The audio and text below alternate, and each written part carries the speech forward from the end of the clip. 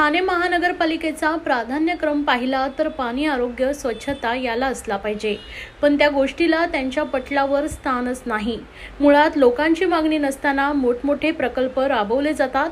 Amphi theatre, I love Thane असं board लावून काय साध्य केलं जातं याची लोकांनी मागणी केली होती का?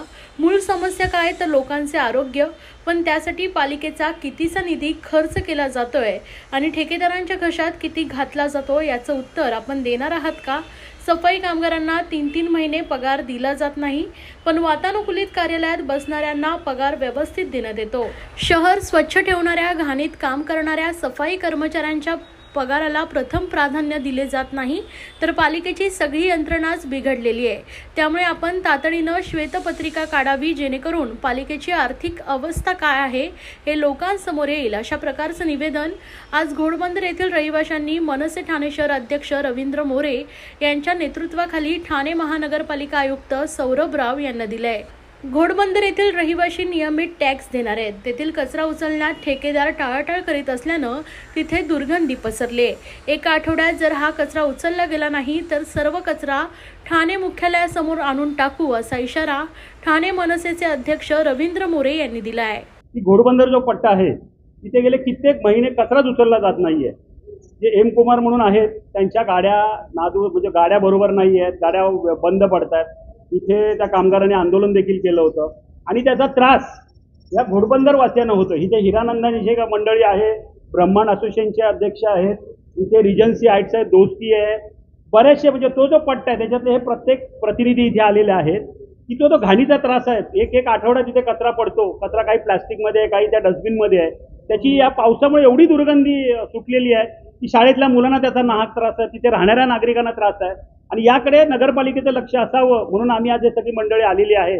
आम्हाला आयुक्तांनी पॉझिटिव्ह आम्हाला त्यांनी सांगितलेलं आहे की 2 दिवसात आम्ही करतो, परंतु या लेटरमध्ये मी त्यांना दिलेलं आहे, तुम्ही जो ते सांगता मी 1 आठवड्याचा मुदत देतोय।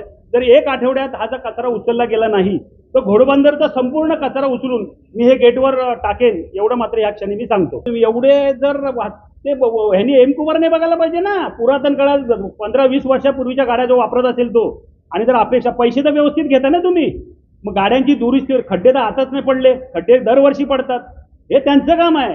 हे सगळे 100% करतात, ते 100% कर भरतात ठाणे महानगरपालिकेला। तर महानगरपालिकेचं काम आहे ना, त्यांच्या सुखसोयी मिळाल्या पाहिजेत।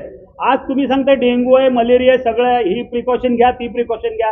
अरे हा तुम्ही जर आजार आम्हाला आणून दिला नगरपालिकेने आमच्या दरवाज्यात, घ्या हा डेंग्यू पण घ्या, फ्लू पण घ्या, हे कितपत योग्य आहे? हे कुठेतरी थांबलं गेलं पाहिजे। म्हणून मी बोलतो की जर थांबलं गेलं नाही, मी पूर्ण घोडबंदरचा सगळा रस्ता कचरा एकत्र करेन आणि सगळा इथे नगरपालिकेच्या दरवाज्यात ओतून टाकेन। 180 बिल्डिंग हमारा है और हफ्ते में एक बार आ रहा है, एक गाड़ी आ रहा है।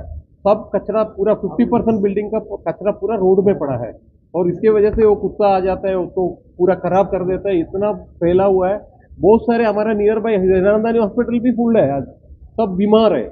तो इसका कोई तो हमने कमिश्नर साहब को मिलाया, अभी मोरे साहब ने जो इनिशिएटिव लिया तो हम कमिश्नर साहब को मिला और कमिश्नर साहब बोला कि 2 दिन दे दो, हम इसको रेगुलराइज कर देंगे। तो वही विषय से हम लोग इधर से जा रहे हो कि 2 दिन में इसको क्लियर हो जाए और हमारा हर टाइम रेगुलर कचरा निकले उधर से। सर हमारे तो 180 बिल्डिंग जो है एडवांस में प्रॉपर्टी टैक्स देते हैं और रोड मेंटेनेंस तो बिल्डर कर रहा है, तो सीएमसी को तो कुछ खर्चा भी नहीं करना पड़ता है, खाली यही की सर्विस मिलता है। पानी को हम लोग सेपरेटली पे करते हैं, पूरा कॉम्प्लेक्स हम लोग का बिल्डर वॉश कर रहा है, क्लीन करता है, बिल्डर का रोड भी मेंटेन करता है। हाँ, तो फिर इसके लिए टीएमसी को खाली एक ही सर्विस देता है कि ये कचरा निकालने का, वो भी नहीं अभी छोड़ दिया है। रिजन्सी हाईट्स मध्ये आमचे 320 फ्लॅट्स आहेत, 5-5 दिवस कचरा उचलत नाही आहेत, त्यामुळे आम्हाला खूप नाहक त्रास होतो इथे। आता मोरे साहेबांच्या मदतीने आम्ही आमचे कंप्लेंट्स कमिश्नर साहेबांकडे दिले आहेत, तर लवकरात लवकर कारवाई होईल अशी अपेक्षा है। ब्रह्मांड में 42 का ऊपर सोसाइटीज है, हाउसिंग सोसाइटीज है, सब मिडिल क्लास लोग रहते हैं वहाँ पर, ऑल आर टैक्स पेयर्स। तो ये जो अभी बीच में जो आपने पूछा कि ये जो कभी ट्रक का ब्रेकडाउन होता है, ये सब होता है बारिश में, क्या नॉर्मली भी होता है, बट ये जो हो रहा है वो चीज़ के लिए 2-2.5 महीने रुकना नहीं पड़ता है।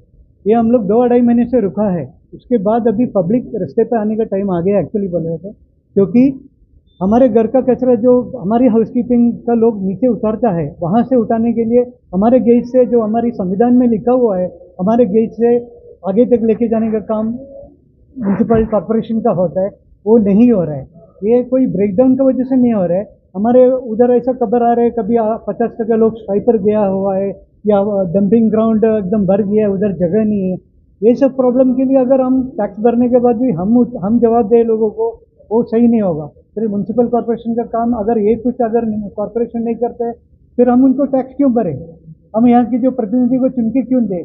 ये आम लोग ये सवाल करता है।